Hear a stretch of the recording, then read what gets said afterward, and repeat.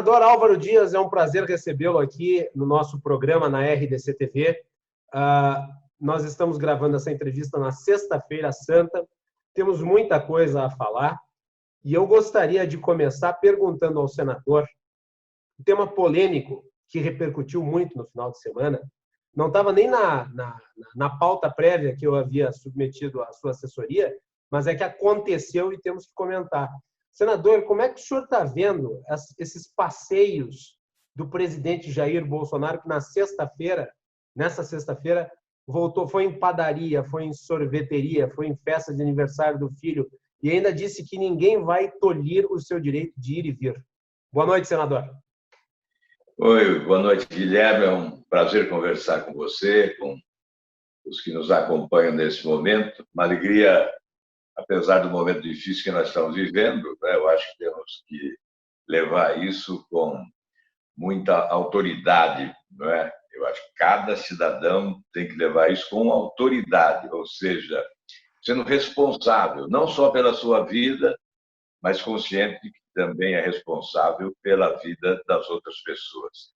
É exatamente aquele ditado, né? Se você salva uma vida, é como se você estivesse salvando o mundo todo. E, nesse momento, se você contamina uma vida, é como se você estivesse contaminando o mundo todo, porque esse vírus perverso, ele se multiplica. Então, esse comportamento do presidente da República não é um bom exemplo. Nós temos que considerar desta forma, um péssimo exemplo, não é? E vocês sabem, a palavra convence, o exemplo arrasta. Certamente, este exemplo negativo do presidente está convencendo muitas pessoas do país a adotar o mesmo comportamento, contrariando a orientação médica, a orientação científica, da Organização Mundial da Saúde, dos governantes de praticamente todos os países do mundo, inclusive os Estados Unidos, que estão adotando um rigor implacável com o isolamento social. Então, aliás, dá para notar, né, senador, que nos últimos dias, em virtude do contínuo levante que o presidente tem feito através das suas ações, o enfraquecimento das quarentenas pelo país inteiro. Tem mais gente na rua. Olha, eu posso dizer a você, Guilherme, e aos que estão nos acompanhando nesse momento, especialmente aí no seu estado, né, que o anúncio do ministro, a informação do ministro Mandetta, e olha, ele tem todas as informações técnicas, científicas. Ele tem não só a orientação com o protocolo que vem de fora da Organização Mundial da Saúde, mas tem uma análise técnica que é feita pelo seu entorno, né, especialistas que o assessoram, que fazem a análise do que está ocorrendo no país. Então, o que ele anuncia é que, a partir de agora, final de abril, e o mês de maio e o mês de junho, nós teremos o pico do coronavírus. Ou seja, um número significativo de pessoas serão pessoas contaminadas no mês de junho, e maio e junho, não é? E depois, em julho, então, haverá uma queda abrupta, tanto quanto houve um crescimento significativo nesses 2 meses, haverá uma queda também significativa no mês de julho. E nós esperamos que seja uma queda definitiva, para que no mês de agosto já possamos voltar à normalidade. Tudo bem. Senador, no Senado e na Câmara dos Deputados estão sendo votadas inúmeras medidas no sentido de atenuar o impacto das quarentenas, medidas de caráter social. O senhor tem defendido, não é o único, mas é um dos mais relevantes, pelo seu papel de liderança, pelo fato de ter sido candidato a presidente da República, o uso do fundo eleitoral. Mas isso não tem, pelo menos eu não noto, não tem avançado porque há ainda dentro do Congresso Nacional uma enorme relutância, né, em se aprovar a destinação desse dinheiro todo, que pode ser não a solução, mas pelo menos é algo simbólico e, portanto, significativo. E eu gostaria de saber do senhor qual que é a razão básica para os seus pares, os seus colegas, se oporem desta maneira à utilização deste recurso? Bem, com toda franqueza, né, eu tenho dificuldade de acreditar, embora não desista de trabalhar para que ocorra essa transferência do fundo eleitoral para o Ministério da Saúde, mas eu sou obrigado, pela sinceridade que sempre adotei ao me comunicar com a população, dizer que os partidos não querem, os dirigentes partidários resistem. Por quê? Porque sabem que vem aí uma eleição e serão cobrados. Eles serão cobrados. Não há outra forma de financiamento de campanha hoje, já que o financiamento empresarial foi eliminado pela legislação. Nós temos a possibilidade do financiamento pessoa física, que é muito pouco. A última eleição demonstrou isso. As pessoas realmente não estão dispostas a colaborar com campanha política. Então, só restou mesmo o fundo eleitoral. E eles resistem. Eu, ao contrário, gostaria muito de viver uma experiência nessa campanha eleitoral nos municípios sem dinheiro. Os candidatos... Só com doações individuais. Exato. Sem recurso de empresa, nem recurso público. Exato. Ou recursos de amigos, de pessoas que acreditam, não é, no candidato, para que essa campanha pudesse ser, então, uma espécie de laboratório.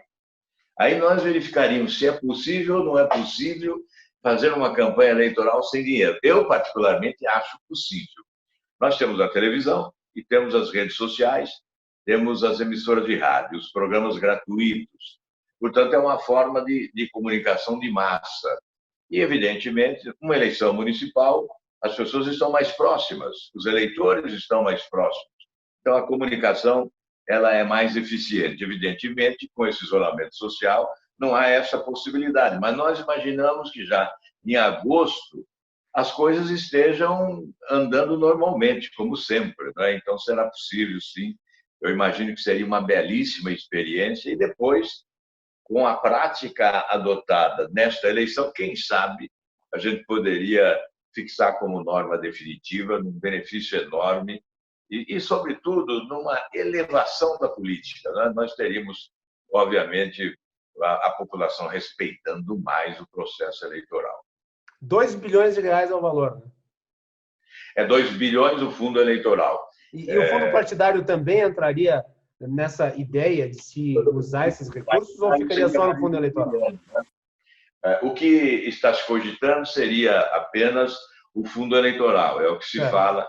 Algumas pessoas acrescentam também o fundo partidário, mas o que se defende atualmente, com muito vigor, não, como você disse, não é que seja uma grande importância diante da situação atual, porque já se fala, o governo já mexeu, liberou 700 bilhões. É verdade que não chegou lá na ponta ainda, mas o governo anuncia que já disponibilizou 700 bilhões. Nós teremos um déficit este ano avaliado em cerca de 470 bilhões para mais, né? Então, 2 bilhões parece uma gota d'água no oceano, mas, de qualquer forma, é um gesto importante que confere a nós, que somos representantes da população, autoridade maior para defender sacrifício de vários setores. Assim como, viu, Guilherme, eu defendo a eliminação da verba indenizatória, do auxílio moradia, de todos esses penduricários, que, na verdade, se constituem em complementação do salário, né? Eu não estou defendendo a redução do salário, porque isso seria insignificante, não é? Reduzir o salário de senadores e deputados não daria um valor expressivo. Seria muito mais um gesto, talvez até soando como demagogia, não é? Agora, se você eliminar a verba indenizatória, vou dizer, no Senado... No caso, a ideia seria eliminar algo que serviria como legado fixo. Por exemplo, você elimina os penduricários e mantém isso após o período. Exatamente. Eu vou dar só um exemplo de economia que isso significa. Eu já faço isso há muitos anos, então a minha economia anual é cerca de R$1 milhão. Então, nos 3 primeiros meses deste ano, Eu fiz a economia, verbas de passagens, só usei o essencial, auxílio moradia e a verba indenizatória. Quase 100 mil reais de economia em 3 meses. Então, multiplique isso por 513 deputados e mais 81 senadores. E com um desdobramento que provavelmente alcançaria as assembleias legislativas, que também possuem verbas dessa natureza, que são verbas de ressarcimento, não é? Então, seria uma economia muito superior, muito significativa e muito mais significativa do que uma eventual redução de salário. Eu vi o governador do Rio Grande do Sul, por exemplo, reduziu o seu salário em 30%. É um gesto, tem que ser aplaudido, mas isso não significa nada substancial em matéria de economia para o Estado e benefício para o combate ao coronavírus. Agora, se nós eliminarmos todos esses penduricários, aí você pode exigir também nos outros poderes, né? Poder executivo, o judiciário principalmente, né? Exato. Aí a economia será significativa e, como você disse, isso pode ser um legado, isso pode depois prevalecer, porque aí será muito mais difícil retornar com esses benefícios, com esses privilégios, né? Até porque, né, senador, eu não considero o valor pago por mês individualmente a um senador da República, a um deputado, algo estratosférico. Eu acho que está dentro da margem adequada. O problema são esses vários valores que são pagos a mais, né? E que, no total, geram um bolo que é insustentável para o bolso dos contribuintes. Exato. Eu acho que há um equívoco das pessoas, e você percebeu isso, não é? Quando as pessoas combatem o salário. Veja, eu abri mão de todos esses penduricários. Eu mantenho as despesas do meu mandato com o salário. Despesas de escritório em Curitiba, eu pago com o meu salário. Despesas de moradia em Brasília, eu pago com o meu salário. Viagens, etc. Todas essas despesas de publicidade, divulgação dos atos do mandato, do desempenho do mandato, tudo isso tem um custo, eu pago com o salário. Então, o salário deixa de ser estratosférico, como você disse. É um salário líquido de cerca de 23 mil reais, com os descontos, imposto de renda, plano de saúde, etc. 23 mil, você gasta praticamente quase todo o salário com essas despesas no exercício do mandato, pelo menos se você tem um mandato bastante dinâmico, não é? E por isso eu tenho defendido outras economias, como, por exemplo, reduzir o número de senadores em 1/3, nós teríamos apenas 2 senadores por estado e não 3, e reduzir a Câmara dos Deputados em cerca de 20%, e proporcionalmente assembleias legislativas, ou seja, nós teríamos um legislativo mais enxuto, mais econômico e certamente muito mais respeitado. Agora, veja a economia, não apenas salários, verba indenizatória, penduricários dos que ocupam os mandatos, mas também os gabinetes, os assessores, toda a estrutura, as despesas com luz, água, telefone, papel, viagens diárias, etc. Então, veja que será uma economia monumental para o país. Se nós aliás, né, senador, agora com esse sistema, inclusive, de votação remoto que está sendo feito, home office, já mostra que uma parte considerável dessa estrutura que foi montada é desnecessária, inclusive para o bom andamento do trabalho legislativo, porque o Congresso está trabalhando bastante e não precisa estar presencialmente no Congresso para tanto. Nós temos que considerar que presencialmente é mais produtivo e mais eficiente, porque você tem as comissões temáticas, né, que abordam, legislam, discutem, debatem, aprovam os projetos. Da forma como nós estamos procedendo agora, nós corremos o risco de legislar mal em razão da pressa, né, e da falta de oportunidade de análise técnica de maior profundidade. Mas, de qualquer maneira, nesse período, a economia será grande. Então, por que verba de passagem agora se nós não estamos viajando, né? Principalmente aquelas viagens que não são necessárias. Enfim, o importante não é só pensar neste momento, é pensar adiante, né? Pensar para o presente, sim, mas também para o futuro. Porque nós podemos aproveitar esse momento para estabelecer determinadas normas que fiquem para sempre. Nós já tivemos exemplo na Itália, com a redução do número de parlamentares, tivemos na França e tivemos no Chile. Por que não no Brasil? Eu venho pregando isso desde 99, uma voz solitária. Agora, alguns outros também se pronunciam favoravelmente, mas quase sempre estive só. Eu imagino que, se o presidente da República assumisse essa bandeira, certamente teríamos mais sucesso, porque aí galvanizaria a opinião pública, a imprensa viria para a pressão. Hoje não há essa pressão. Hoje o presidente parece mais preocupado em tomar sorvete na Ceilândia. Pois é, esse que é o problema, um problema muito sério.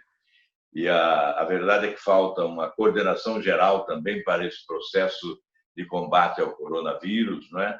Nós deveríamos estar maximizando os esforços, conjugando as forças todas, né? Somando governo federal, governo estadual, governo municipal, um verdadeiro mutirão contra essa pandemia.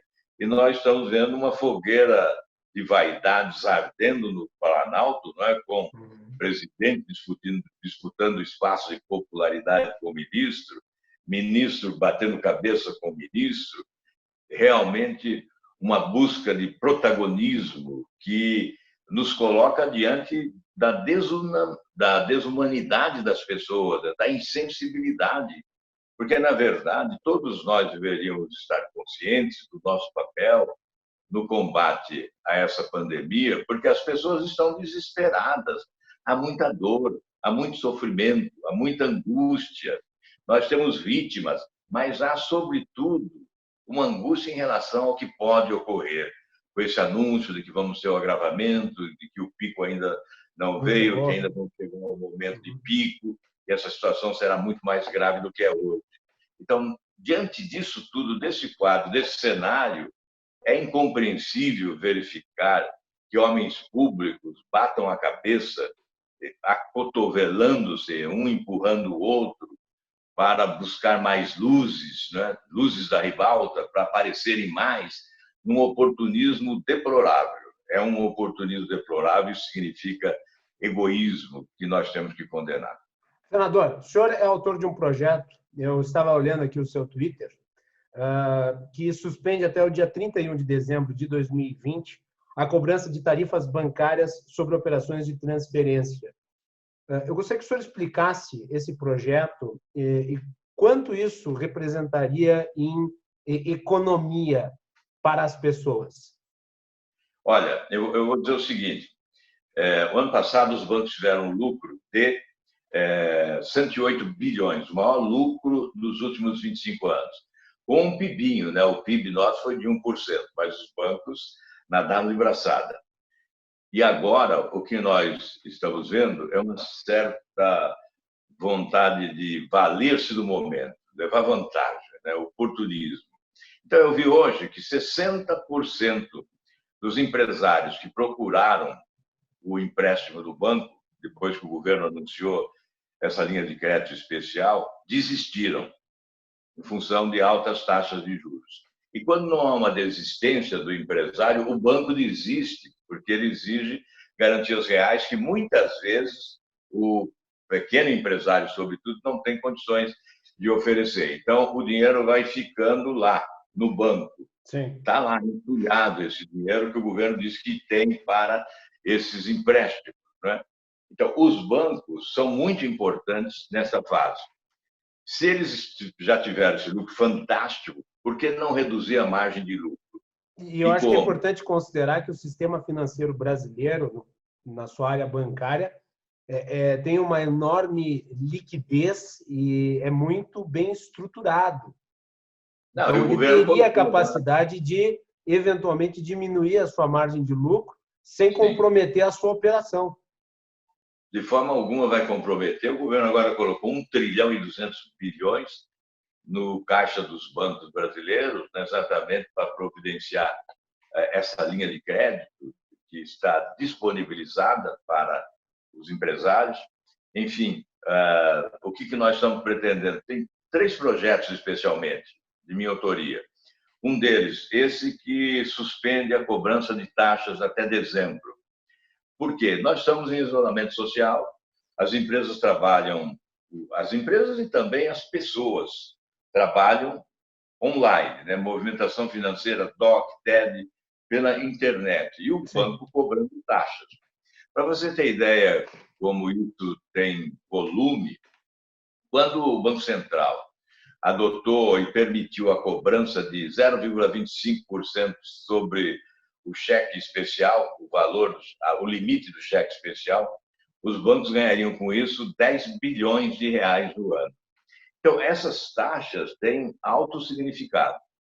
É importante, portanto, a suspensão até dezembro, que é um momento crítico, e é preciso que os bancos contribuam para a superação desta fase, porque se tratará de um investimento deles, já que estarão contribuindo para a manutenção de empresas, de empregos e de salários, e depois dessa pandemia, as coisas voltam à normalidade.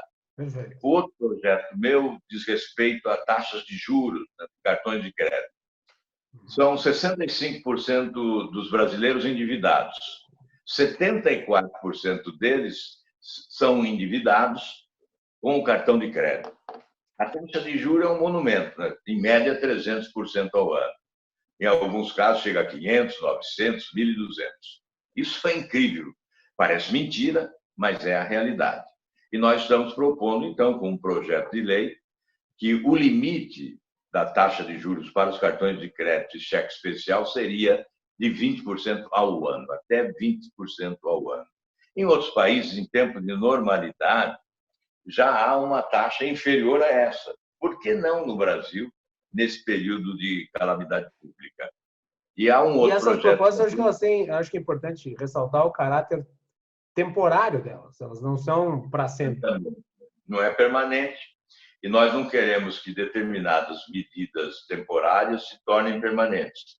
Por exemplo, suspensão do pagamento das mensalidades dos créditos consignados, até agosto, até o fim da pandemia. É o prazo que se estabeleceram para o fim da pandemia. Então, por que não suspender até lá? E depois retoma a cobrança normalmente. Então, os créditos consignados, especialmente servidores públicos, aposentados e outros, né, se valem do crédito consignado. Esse é um outro projeto também de minha autoria que espera votação. Eu até sugeri lá na reunião do Colégio de Líderes e depois também na reunião na sessão mesmo do Senado Federal, eu sugeri que esses projetos que dizem respeito ao sistema financeiro fossem reunidos, aglutinados, e um relator proporia um substitutivo já englobando todas essas propostas. Muito bem. Senador, antes de nós encerrarmos, eu tenho uma pergunta relativa a um projeto que é muito importante e que vai começar a ser discutido nesta semana, que é a PEC do orçamento de guerra. Como é que o senhor tem avaliado esse projeto que destina um volume considerável de recursos para o combate ao coronavírus? Eu falei semana passada com o seu colega, senador, aqui pelo Rio Grande do Sul, o Heinz, ele se mostrou muito otimista em relação ao texto. Eu gostaria da sua avaliação. Bem, eu não concordo, eu tenho sérias restrições a essa proposta. Tenho dificuldade de votar favorável. Se não houver alterações, não votarei favoravelmente. Primeiro, qual a razão? Alterar a Constituição não pode ser uma ação trivial. A qualquer pretexto, você vai e altera a Constituição.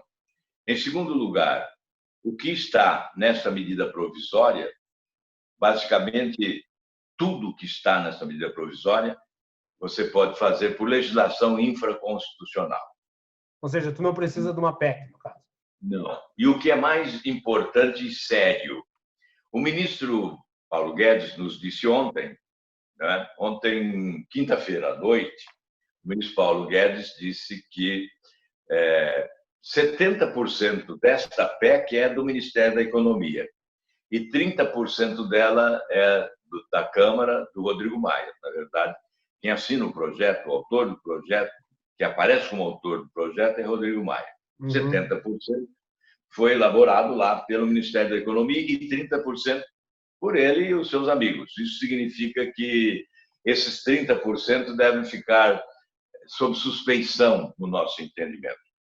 Eu não posso engolir o que vem da Câmara sem uma análise mais aprofundada. E, nesse ponto, o que eu destaco já como nocivo, me parece que aí há um prêmio para os banqueiros. O objetivo é favorecer os bancos. Há a possibilidade do Banco Central comprar diretamente dos bancos e do setor secundário. Hein, senador, esse seu argumento aí do 30% que ficaria sob suspeição me lembra aquela música do Wesley Safadão, aquele 1%, ou seria aqueles 30%, é isso? Exatamente, aqueles 30%. Porque aí vem essa história, o Banco Central fica autorizado a adquirir títulos dos bancos e do setor secundário, que são empresas vinculadas a bancos, e nós sabemos, há algum tempo o Estadão divulgou que nós temos circulando no país 200 bilhões de títulos podres. Sim. Então, seria uma faxina dos títulos podres. O governo ficaria com essa podridão toda, livraria bancos e outros empresários deste mico, não é? Ou seja, então, entregaria o filé mignon para os outros e ficaria com a carne de pescoço, basicamente isso. Nós não podemos concordar com isso. Eu defendo outras alternativas, ontem mesmo defendi junto ao ministro Paulo Guedes. Nós temos 370 bilhões de dólares, estou dizendo dólares, de reservas internacionais. Você poderia usar 70 bilhões de dólares de reservas internacionais, significaria 350 bilhões de reais. E ninguém sentiria falta. E ninguém perceberia qualquer coisa, qualquer mudança, não é? Porque é uma fantástica reserva cambial, reserva internacional, não é? Isso é segurança para o país, é segurança para investidores, mas nós podemos usar 70 bilhões. Aí poderíamos, além disso, eu defendo a ampliação da base monetária, que no linguajar popular é imprimir dinheiro novo, como faz os Estados Unidos e fez agora. Aí eu tenho que fazer uma pergunta no meio da sua resposta, senador. Isso não gera o risco de nós termos uma elevação na inflação? Porque os Estados Unidos têm, como nós sabemos, lastro, já que eles têm a moeda que é usada como referência no mundo inteiro. O real, entretanto, não é assim.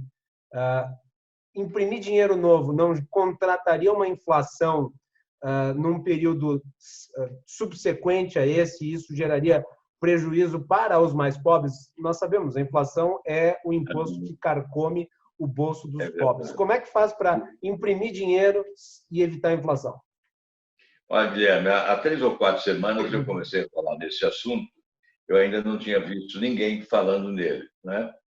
E o que me animou foi ver que os Estados Unidos está imprimindo um valor extraordinário, que é maior do que mais da metade do produto interno bruto do Brasil. É claro, não vamos comparar o Brasil com os Estados Unidos. Mas, então, há 3 ou 4 semanas eu comecei a falar timidamente, exatamente preocupado com a argumentação técnica que você traz agora, o risco da inflação. Sim. Eu imaginava, não, inflação não é possível, porque é uma retração da economia. Alguns falam que nós teremos uma queda do produto interno bruto de 7%, há quem diga até que será 9%, outros falam em 4% de queda do produto interno bruto. Então, com a economia retraída, não há hipótese de inflação. E aí, nestes dias, nesta semana... Senador, desculpe lhe interromper de novo, mas nós temos caso histórico de que retração alta da economia pode vir junto com alta de inflação. A Dilma produziu esse cenário. Em 2015 e 2016, nós tivemos queda abrupta do PIB, menos 3,5%, e a inflação estava quase em 10%. A inflação não chegou a superar a meta estabelecida, não é? Nós tivemos, sim, inflação, mas normal. Não houve não extrapolou a meta fixada para a inflação naquele ano. O que ocorre agora é que a retração será maior, né? Então, a hipótese... Eu disse que fiquei tranquilo nos últimos dias porque os especialistas passaram a se pronunciar. Então, eu ouvi o Meirelles, que foi presidente do Banco Central, foi ministro da Economia, Eu ouvi o Maílson da Nóbrega, que foi ministro também da Fazenda, no tempo que eu era governador do Paraná, faz muito tempo, não é? É também um economista de grande conhecimento técnico. Vi Veloso, vi economistas da Fundação Getúlio Vargas e outros economistas defendendo também a ampliação da base monetária. E ontem, na conversa com Paulo Guedes, ele diz, olha, eu quero aplaudir a sua intuição, porque realmente esta é uma possibilidade. Mas vi também o presidente do Banco Central ao contrário, né? Então, não é unanimidade no governo, mas é uma possibilidade que eu creio será discutida. Eventualmente, quando você cobra, de onde vem o dinheiro? Ah, o governo está anunciando isso, mas de onde ele vai tirar o dinheiro? Então, você tem que dizer de onde. Moeda. Agora não tem mais, né? Eu acho que o governo já usou tudo o que tinha, né?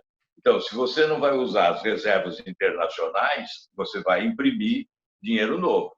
É uma alternativa que o governo tem que analisar. Então, essa sugestão eu tenho defendido, porque o importante agora é não permitir que empresas quebrem, que nós percamos esse potencial no parque industrial, no comércio, enfim, que não haja no setor produtivo nacional um comprometimento definitivo, né, que seja uma crise passageira, eventual, e também temos que preservar os salários e os empregos. Isso é essencial, por isso vale a pena radicalizar, né, adotar algumas medidas ousadas para impedir esse fracasso total.